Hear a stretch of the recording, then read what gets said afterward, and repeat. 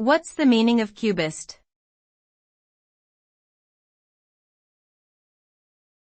Cubist.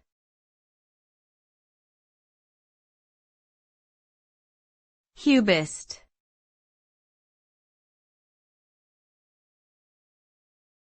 Cubist.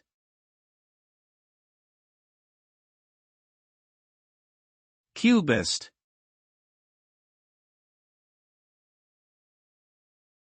Cubism is an early 20th century art movement that revolutionized European painting and sculpture.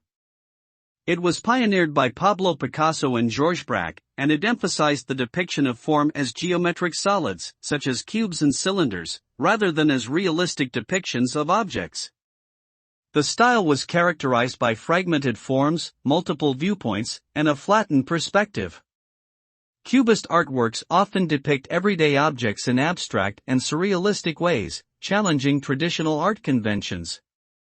Today, the legacy of Cubism can be seen in many contemporary art movements, such as abstract art and postmodernism.